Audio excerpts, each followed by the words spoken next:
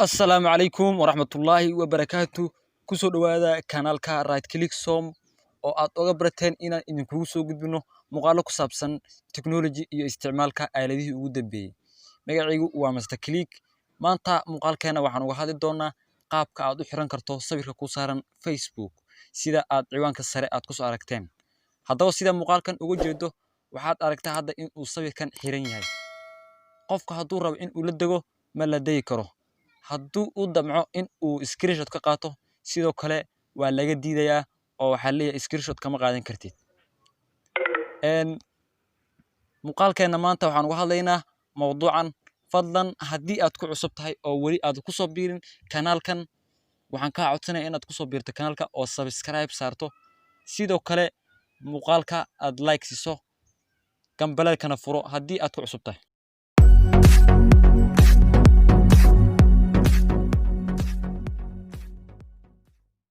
kani waa accountiga aan ku leeyahay Facebook haddaba si halkan ka muuqato sawirka ii saaran ma xirno waxaan rabaa maanta inaan sawirkan xiro oo idinku tuso tusaale ahaan sawirkan markuu qofka ku dhufto saddexda dhibic ee sareysa ayuu ku dhufanayaa kadib uu la dagayaa oo safe ayuu leeyahay sidoo kale hadduu damco in screenshot ka qaado wuu ka qaadan karaa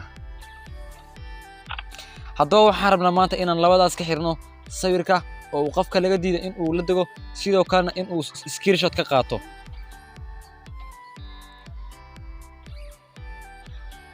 waxaad u baahan tahay labadan application ee ka muuqdo shaashada applicationka koowaad magaciisa waxaa la Kiwi browser kan kalena waxaa la Yandex browser labada application waxaad ka helaysaa Play Store-ka marka ka ugu fiican waxaa la Kiwi browser kaas ayaad isticmaalaysaa halkan search bar ayaad ku qoraysaa Kiwi browser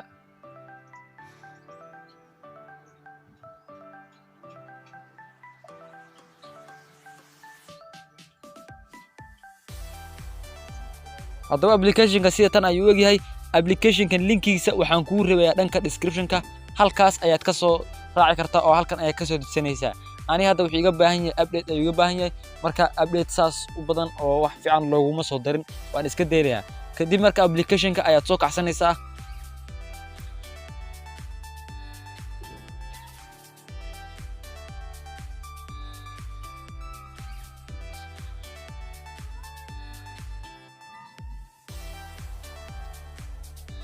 marka applicationka aad furato sida tan ayaa ku soo bixi doonto sidan ayuu noqonayaa marka kuwaad aad soo gasho applicationka haddaba meesha sareysa ee kore aad ku qoraysaa Chrome Web Store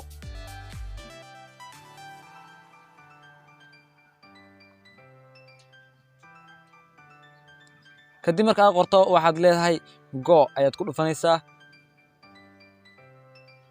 waxa ku soo baxayso sida tan waxaad ku dhufanaysaa meeshan ay ku qoran tahay Chrome Web Store halkan ayaad ku dhufanaysaa marka ku dhufato sidan tan ayaa ku soo bixi doonto waxa soo kacayo Web Store-ka markuu soo kaco waad soo dhawaysanaysaa labada far adoo saarayo shaashada kadib halkan search bar ayaad ku qoraysaa waxaan ku qoraynaa multiple tools for Facebook sida ka muuqato qoraalkan ku qoran bidix multiple tools for Facebook waa extension oo noo sahlayo in aan ku xirano Facebook sawirka noo saaran haddaba extensionkan ayaa soo download garaysanaysaa extensionkana waxaad ka helaysaa Chrome Store Chrome Web Store ayaad ka helaysaa marka extensionkan ayaad soo download garaysanaysaa waxaad leedahay add to Web Store marka go ayaan leenahay markii go aan dhahno cabaar kadib uu noo soo qaban doono oo geeskan ayuu kaaga soo qabanaya sida halkan ka muuqato extensionka u koowaad ayaa soo download garanaynaa waxaana ku qoran multiple tools for Facebook marka extensionkan ayaad soo download garaysanaysaa marka koowaad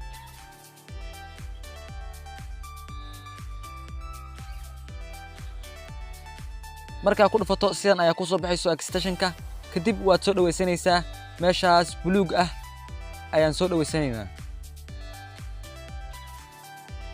waxa ku qoran add to Chrome marka meeshan add to Chrome ay ku qoran tahay ayaan taabanaynaa kadib waxa lagu leeyahay miyaad rabtaa inaad ku darto extensionkan Web Store-ka okay ayaad leedahay si halkan ka muuqato way noo soo gashay si automatic ah ayuu ku geyn doonaa page-ka ay ku leeyihiin Facebook. dadka soo haweeyay extension-kan page ay ku leeyihiin Facebook ayuu si automatic ah kugu dirayaa. kadib waxaad dooranaysaa meeshan ay ku qoran tahay login.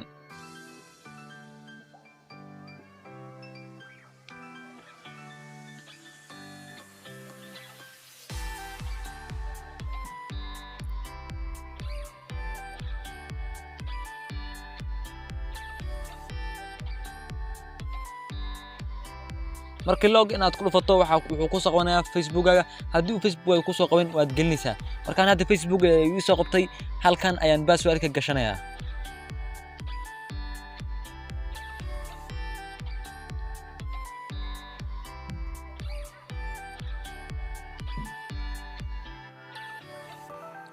markii aad password-ka geliso waxaad ku dhufanaysaa login. kadib wuxuu si automatic ah mar labaad kugu soo celin doonaa page-kan waxaana iska leh dadka soo sameeyay extension-kan aan isticmaalayno hadda. marka waxaan ku dhufan doonaa saddexda dhibic ee sareyso. saddexdan dhibic ayaan ku dhufanaynaa. markaad ku dhufato hoos ayaad u soconaysaa. waxaad ku dhufanaysaa meesha ku qoran tahay multiple tools for Facebook. kadib meeshan ayaad iman doontaa. marka halkan ay imaato waxaad taabanaysaa calaamadda X oo ah iska xiraysaa. meeshan ayaad iska xiraysaa. waxaa ku soo qabanayso sidan ayaa ku soo bixi doono. marka ay ku soo baxdo waxaad ku dhufanaysaa meeshan ay ku qoran tahay tools. halkan ayaad ku dhufanaysaa. falaadha hoos u jeeda ayaad ku dhufanaysaa.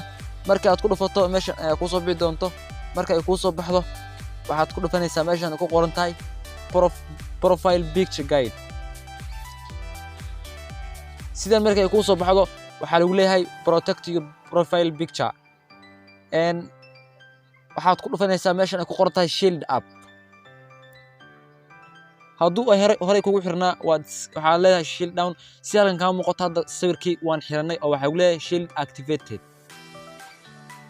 hadda sidan uu noo xiran yahay. kadib waan ka baxaynaa sawirkii hadda saa waan ku xiranay. waan iskaga baxaynaa. waxaan ka soo geli doonaa Facebook kale oo ku jiro accountigan ayaan ka soo gelayaa sifa aan u fiiriyo sawirkaygii in uu xiran yahay in kale. marka accountigayga ayaan halkaas search ka leeyahay. halkan ayaan search ka leeyahay.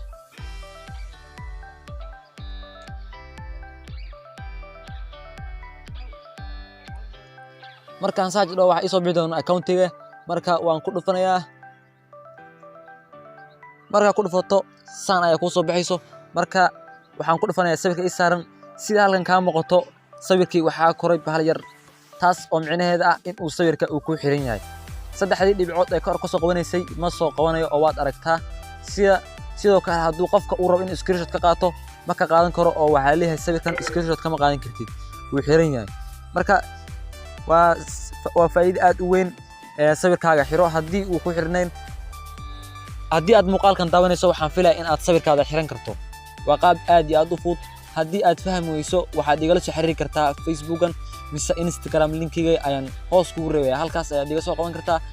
waxaan filayaa in uu muuqaalkan ku cajab geliyay. ha iloobin inaad subscribe siiso kanaalka sidoo kale muuqaalkan like siiso.